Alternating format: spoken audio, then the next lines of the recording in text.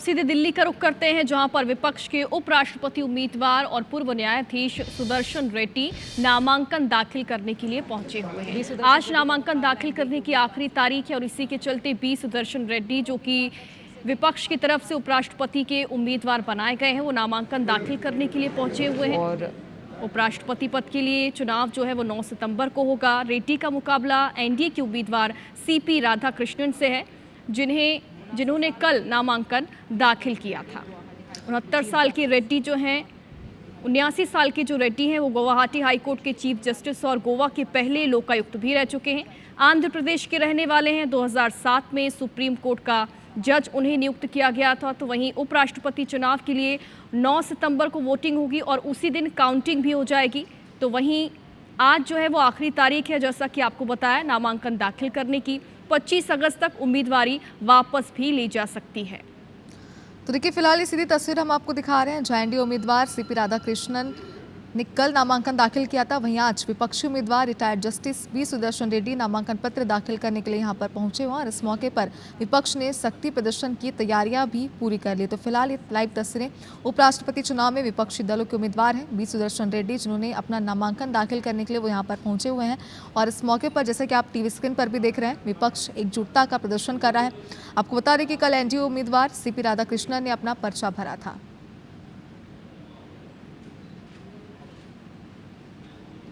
There are 4 sets of nomination. यहाँ पर मल्लिकार्जुन खड़गे भी मौजूद हैं। देखिए, साथ में प्रस्तावक के तौर पर रेड्डी का मुकाबला एनडीए की ओर से उम्मीदवार महाराष्ट्र के वर्तमान राज्यपाल सीपी राधाकृष्णन से है। दोनों ही तरफ से दक्षिण का उम्मीदवार उतारे जाने के बाद से अब जो लड़ाई है वो बेहद ही दिलचस्प हो गई है। तो आपको बता दें कि इसके पहले बी सुदर्शन रेड्डी ने मीडिया से बातचीत की, जिसमें उन्होंने कहा कि नंबर्स मायने नहीं रखती है। बेशक मुझे उम्मीद है, क्योंकि मैं किसी राजनीतिक दल से नहीं हूं, इसलिए मुझे विश्वास है कि सभी मेरा समर्थन करेंगे। तो फिलहाल नामांकन की तस्वीरें, 2 तस्वीरें हम आपको दिखा रहे हैं। एक तस्वीर कल की है और दूसरी आज, जहां पर इस वक्त इंडिया के उपराष्ट्रपति उम्मीदवार नामांकन दाखिल करने के लिए पहुंचे हुए हैं। तो राष्ट्रपति जगदीप धनखड़ के इस्तीफे के बाद से नए सिरे से चुनाव की जो प्रक्रिया है वो शुरू हुई है। 9 सितंबर को मतदान होगा पद के लिए, तो वहीं उसी दिन नतीजे भी सामने आ जाएंगे। देखना होगा कि क्या फैसला होता है। तो आपको बताते चले कि उपराष्ट्रपति का चुनाव जगदीप धनखड़ के 21 जुलाई को इस्तीफे देने की वजह से हो रहा है। धनखड़ का कार्यकाल 10 अगस्त 2027 तक था।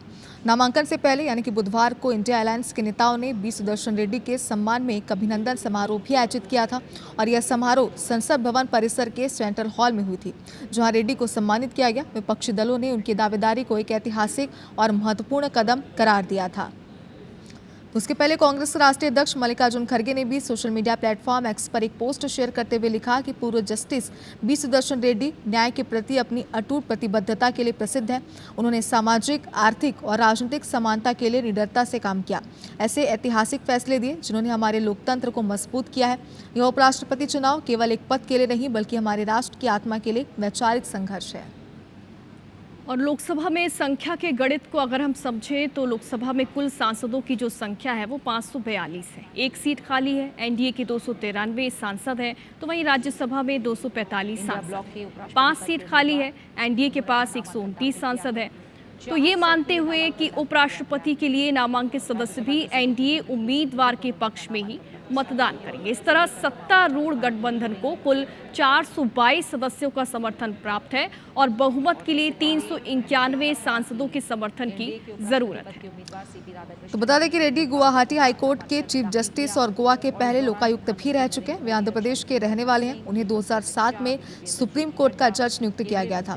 रेड्डी का सीधा मुकाबला एनडीए उम्मीदवार सीपी राधाकृष्णन से है। दोनों ही प्रत्याशी दक्षिण भारत से हैं। राधाकृष्णन ने बुधवार को नामांकन दाखिल कर दिया था, जिसकी भी एक तस्वीर इस वक्त आप देख रहे हैं। तो देखिए, उपराष्ट्रपति जो है भारत में देश का दूसरा सबसे बड़ा संवैधानिक पद है और इन्हें 5 साल के लिए चुना जाता है। यही वजह है कि जगदीप धनखड़ के इस्तीफे के बाद से ये प्रक्रिया शुरू कर दी गई थी। कार्यकाल पूरा होने के बावजूद भी उपराष्ट्रपति जो है वो नए उपराष्ट्रपति चुने जाने तक पद पर बने रह सकते हैं और इसीलिए जो जगदीप धनखड़ हैं वो उपराष्ट्रपति थे, इस्तीफा देने के बावजूद भी जिम्मेदारियां संभाले हुए थे। राष्ट्रपति के ना रहने, बीमारी या फिर किसी और वजह से काम ना कर पाने पर उपराष्ट्रपति जो है वो ये जिम्मेदारी संभालते हैं। और इसी के साथ उपराष्ट्रपति पद के चुनाव के लिए विपक्ष की तरफ से पूर्व न्यायाधीश बी सुदर्शन रेड्डी ने अपना नामांकन पत्र दाखिल कर दिया, जिसकी सीधी तस्वीर आप देख रहे हैं। बुधवार देर रात इंडिया ब्लॉक के 80 नेताओं ने रेड्डी के नामांकन पत्र पर प्रस्ताव के रूप में अपने हस्ताक्षर किए। हस्ताक्षर करने वाले नेताओं में प्रमुख रूप से सोनिया गांधी, कांग्रेस अध्यक्ष मल्लिकार्जुन खड़गे, डीएमके सांसद तिरुचि शिवा शामिल रहे।